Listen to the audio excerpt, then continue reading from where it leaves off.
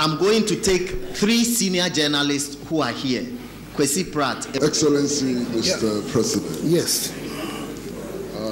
I'd like to find out how you could have come to the conclusion that the Ministry of Trade has been cleared of the extortion allegations which were made, frivolous or otherwise, when indeed the parliamentary committee has just begun its work. What's the basis of your conviction that the ministry has been cleared of the allegations? And Mr. President, if you would indulge me, I'd like to add half a question. Just half a question, Mr. President. Go ahead. Can I go ahead? Yeah, Mr. President, what is the status of the Guantanamo Bay detainees who were exported to Ghana in the light of the agreement that the Ghana government had with the United States of America? What is the current status, Mr. President? Thank you very much.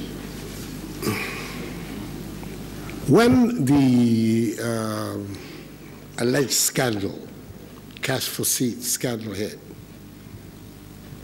I asked the Minister of Trade to give me an explanation to respond to the allegation that had been made in the public space. I was there at the occasion, and nobody had made me aware that there was anything like people buying money to sit next to me or anything. So it came as a surprise to me.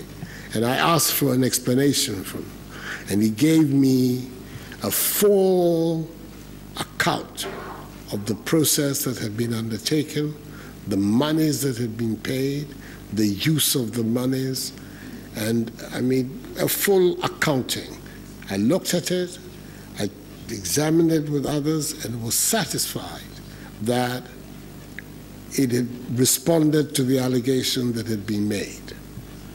And I believe the statement he made to me is the very same statement that he made to the committee.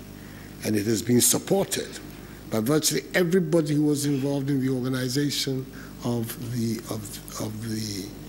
event.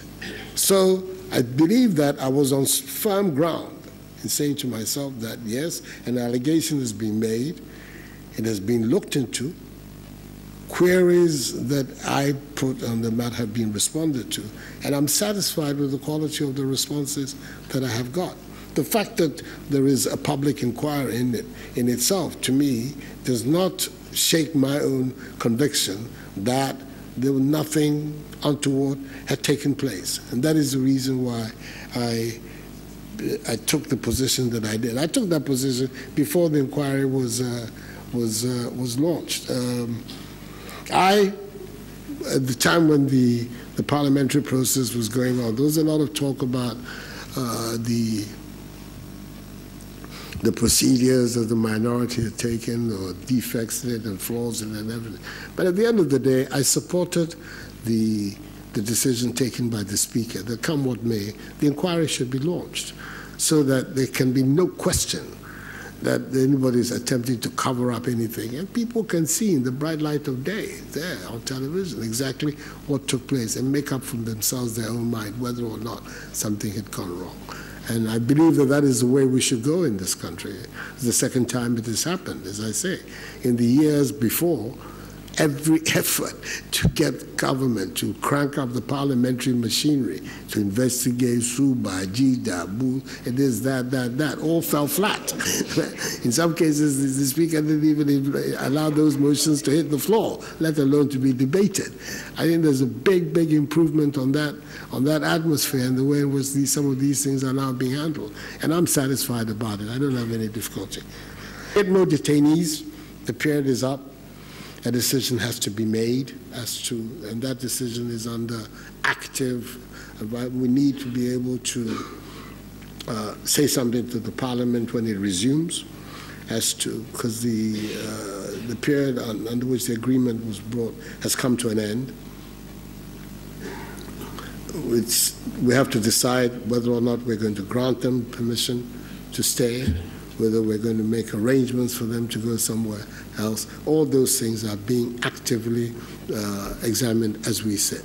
But I'm fully aware that a decision on them has to be made, and it cannot be made in 6 months or 5 months. It has to be made now.